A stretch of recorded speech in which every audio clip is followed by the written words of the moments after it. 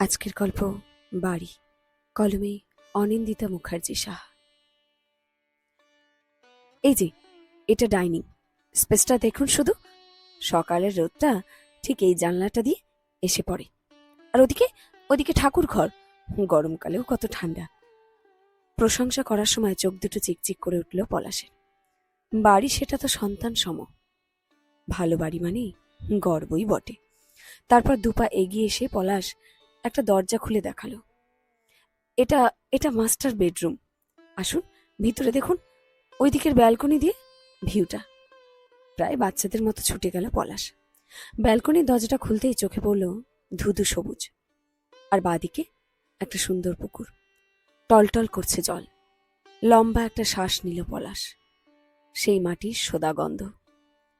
জায়গাটা সুন্দর, কিন্তু জমিতে ফ্ল্যাট উঠে গেলে এই বাড়িটা বিক্রি করা ছাড়া আর কোনো উপায় থাকবে না। পলাশ দেখল ভদ্রমহিলা বললেন। সাথে সাথে ভদ্রলোক বললেন, আমিও সেটাই ভাবছি।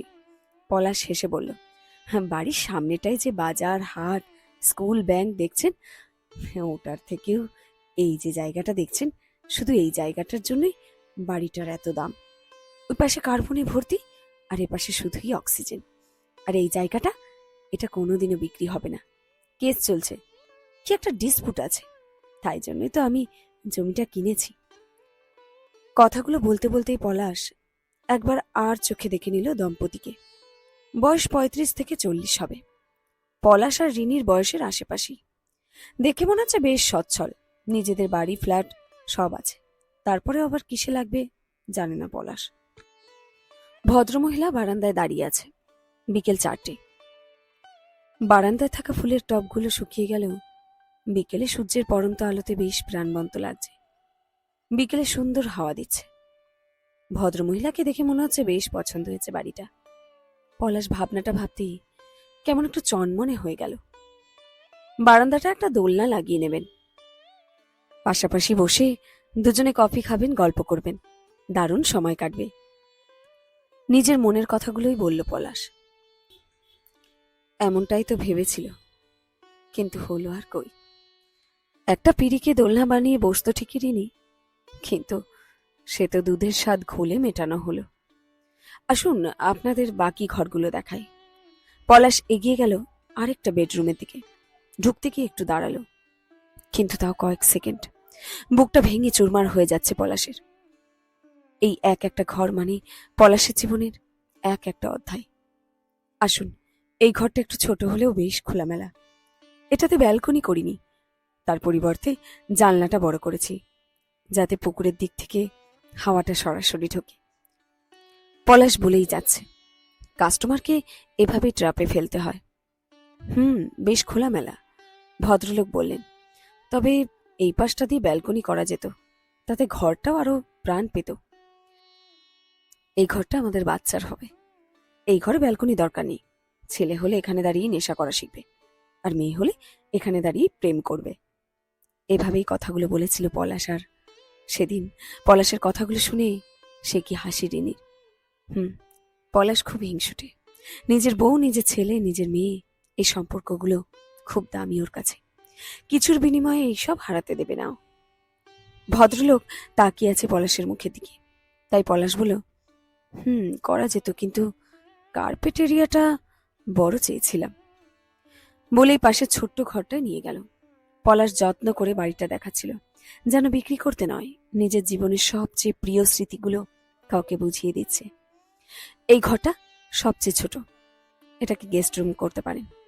একটা খাট, একটা টেবিল, ব্যাস। যেন নিজের পরিকল্পনাগুলোই বলছে পলাশ। ভদ্রমহিলা সবটা ঘুরে ঘুরে দেখছে আর মনে গেঁথে নিচ্ছে। সে তো নেবেই, একটা বাড়ি মানে সারা জীবনের সাথী যে। আপনারা কতদিন ছিলেন এই বাড়িতে? ভদ্রমহিলা বলতেই পলাশ হেসে বলল, বছর 4। ভদ্রলোক সামনে হেঁটে হেঁটে সবটা দেখছিল। পিছনে মুখ ঘুরিয়ে বলল, মানি এত কম কেন? না, আসলে আমার কলকাতাতেই একটা নিজের বাড়ি আছে। মা বাবা থাকে, 2 দাদা বৌদি, তারপর রিনি, আর মিসেসও একটু অসুস্থ হলো, তাই আর ওর ট্রিটমেন্টের জন্য আরো চলে গেলাম। এখন বাবা মা সবার জোর কমে গেছে, আমি এত দূরে দূরে থাকলে হবে না। পলাশের কথায় মাথা নাড়িয়ে হ্যাঁ বললেন ভদ্রলোক। পলাশ খুশি হলো। ও সবটাই বলেছে, কিন্তু মেপে মেপে। ক্রেতাকে নিজের দুর্বলতা কিছুতেই দেখাতে চায়নি পলাশ। কি করে বলবে ও? এই বাড়িটাই অপয়া ছিল। ঢুকে একদিনও সুখ পায়নি ওরা। গৃহপ্রবেশের দিনই পড়ে গেল রিনি ছাদের সিঁড়ি থেকে। তারপর থেকে একটার পর একটা চলছে। বিয়ের পর থেকে রিনির একান্নবর্তী পরিবারের একটা ঘরের অসুবিধা হচ্ছিল। রোজই ওর অসুবিধার কথা শুনতে শুনতে বাধ্য হয়ে এই 1 কাঠা জমি কিনে এই বাড়িটা বানিয়েছিলাম। সরকারি চাকরি ঠিকই, কিন্তু সেরকম কিছু একটা জমাতে পারিনি পলাশ। বউয়ের আবদারে জমিটা কিনে নিয়েছিল। বাড়ি থেকে বেরিয়ে আসবে বলে একটু খারাপ লাগলেও ভালো লাগছিল। একটা গোটা বাড়ি ওর নিজের। সেখানে দেওয়ালে রং কি হবে, কি পর্দা লাগবে, মেঝের রং, সবটা দুজনে মিলে করেছে। আর সেটা করতে গিয়ে পলাশ বুঝেছে দুজনের কত মিল ওদের। পলাশ দেখলো আজও পর্দাগুলো ঝুলছে, কার্পেটটাও আছে। শুধু যে মানুষ দুটো এগুলো বেছে বেছে কিনেছিল, তারা কেমন কেমন ছাড়া ছাড়া হয়ে গেছে। এই ছোট্ট একতলা বাড়ি, ছোট কিন্তু সুন্দর। সামনের বারান্দায় সারি সারি ফুলের টব, রজনীগন্ধা, জবা, গাঁদা, এক কোণে বানানো দোলনা। সন্ধ্যাবেলা অফিস থেকে ফিরে পলাশ সেখানে বসত। রিনি চা এনে দিত। পাশের ফাঁকা জমিটার দিকে তাকিয়ে রিনি বলতো, আর একটু টাকা হলে এটাও কিনে নেব। এখানে একটা বাগান হবে, অনেক ফুল লাগাবো। পলাশ হেসে বলতো, করব করব, নিশ্চয়ই করব। কিন্তু সব স্বপ্ন যে পূরণ হওয়ার নয়। কিছু স্বপ্ন মাঝপথেই থেমে যায়। বাড়িটা ভালো, ভদ্রমহিলা বললেন, তবে কিছু কাজ করাতে হবে। এই যে দেওয়ালে রং উঠে গেছে, রান্নাঘরের জানলাটা বদলাতে হবে, ডাইনিং এর সিলিংটাও একটু খারাপ রয়েছে। তারপর চিমনি ডেকোরেশন সব নিয়ে 1,05,000 খরচ তো আছে। পলাশ চুপ করে শুনছে। পছন্দ হয়েছে বোধহয়। ভাবনাটা আসতেই বুকটা হু হু করে উঠল। ভদ্রলোক বউকে টপকে বললেন, কত চাইছেন বলুন? একদম নেওয়ার দাম বলবেন কিন্তু। আসলে এই জায়গাটা ট্রেন, বাস, মেট্রো থেকে অনেকটা দূরে তো। আমরা ফ্ল্যাটেই থাকবো, মাঝে মধ্যে আসবো শুধু রিল্যাক্সের জন্য। এই বাড়ির দাম কিভাবে বলবে পলাশ? এই বাড়ির দাম কি শুধু ইট, বালি, সিমেন্টের? এই দেওয়ালে রিনির হাসি লেগে আছে, ওদের ভালোবাসা লেগে আছে, খুনসুটি, পাগলামি। এই বারান্দায় তাদের কত সন্ধ্যা কেটে গেছে। এই ঠাকুর ঘরে দাঁড়িয়ে সন্তান চেয়েছিল তারা। এই শোবার ঘরে একে অপরকে জড়িয়ে ধরে ভবিষ্যতের স্বপ্ন দেখেছিল। এসবের দাম কিভাবে মাপা যায়? কিন্তু দাম তো বলতেই হবে, কারণ মাথার উপর এখন 28 লাখ টাকা ঋণ।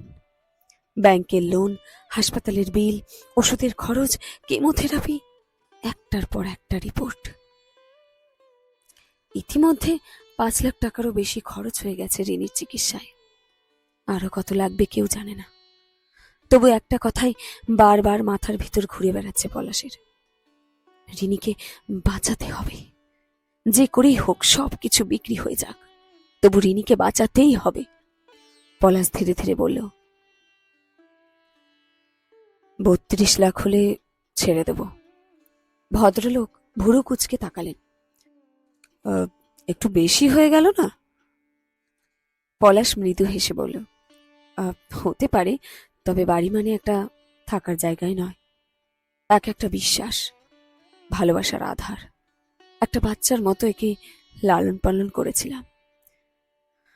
ভদ্রলোক হয়তো কিছু বুঝলেন, পুরুষ বলে হয়তো পুরুষের দুঃখটা আন্দাজ করতে পেরেছে। ডকুমেন্টস ঠিক আছে তো? পলাশ দুঃখের মধ্যেও খানিকটা রোদের ঝিলিক দেখতে পেল। জিজ্ঞেস করল, আপনি কি লোন নেবেন? লোকটা বলল, না না, আমি ক্যাশেই নেব। আনন্দে নেচে উঠল পলাশ। টাকাটা হাতে পেলেই 20 লাখ সরাসরি ব্যাংকে চলে যাবে। এতদিন যা খরচ হয়েছে রিনি চিকিৎসায়, যে যা পেত দিয়ে দেবে, বাকিটা হাতে থাকবে। আর সেই টাকাটুকু দিয়ে সে কিনবে কিছুদিনের আশা, কিছুদিনের চিকিৎসা, কিছুদিনের জীবন। রিনির ক্যান্সারের 3rd স্টেজ চলছে, নিয়ে চলে যাবে বোম্বেতে। অনেকে বলেছে ভালো ট্রিটমেন্ট নাকি ওখানেই পাবে। সেদিন রাতে নার্সিংহোমে গিয়ে রিনির পাশে বসেছিল পলাশ। রিনি ঘুমোচ্ছিল। কেমোথেরাপির পর মুখটা কেমন শুকিয়ে গেছে। একসময় যে চুল কোমর ছুঁয়ে যেত, আজ মাথাটা প্রায় ফাঁকা। চোখ দুটো বসে গেছে, ঠোঁট শুকিয়ে সাদা। পলাশ ধীরে ধীরে রিনির হাতটা নিজের হাতে তুলে নিল। হাতটা কেমন হালকা হয়ে গেছে। রিনি চোখ খুলল, ম্লান হেসে বলল, এলে তুমি? পলাশ হ্যাঁ বলতেই ও জিজ্ঞেস করল, বাড়িটার কি খবর গো? পলাশ উত্তর দিল না। রিনি বুঝতে পারল। অনেকক্ষণ চুপ করে থেকে ফিসফিস করে বলল, যদি পারো বাড়িটা বেচে দিও না। পলাশের বুকটা হু হু করে উঠল। সে মাথা নিচু করে রিনির কপালে হাত রাখল। কিভাবে বলবি? এই বাড়িটাই তো এখন রিনির বেঁচে থাকার শেষ সম্বল। বাড়ি থাকবে, না হয় রিনি থাকবে। ভাগ্য যেন তাকে সেই নিষ্ঠুর প্রশ্নের সামনে দাঁড় করিয়ে দিয়েছে। ঠিক আছে দাদা, আমরা আসি। আপনি কাগজপত্রগুলো একটু স্ক্যান করে পাঠান, আমি একটু দেখে নিই। পলাশ ভদ্রলোকের হাত দুটো ছুতেই ভগবানের মতোই লাগল। মনে হচ্ছে বলে, বাড়িটা আমি বিক্রি করতে চাই না। এটা আমার সন্তান, আমার রিনির ভালোবাসা। কিন্তু সবাইকে সে সব বলা যায় না। ক্রেতারা চলে যাওয়ার পর বারান্দায় এসে দাঁড়ালো পলাশ। সূর্য ডুবছে, আকাশ লাল হয়ে এসেছে। ফুলের টবগুলোর ওপর শেষ বিকেলের আলো পড়ছে। হঠাৎ মনে হলো বাড়িটা যেন চুপচাপ তার দিকে তাকিয়ে আছে। এই দেওয়ালগুলো, এই জানালাগুলো, এই বারান্দা, সব যেন বলছে আমাদের ছেড়ে চলে যাবে। পলাশের চোখ ভিজে উঠল। সে ধীরে ধীরে দেওয়ালে হাত রাখল, যেন কোনো আপন মানুষের গায়ে হাত বুলিয়ে দিচ্ছে। তারপর ফিসফিস করে বলল, ক্ষমা করে দিস, তোকে বিক্রি করছি না রে। তোকে দিয়ে আমি আমার মানুষটাকে কিনতে চাইছি। কথাটা শেষ হতেই চোখে জল গড়িয়ে পড়ল।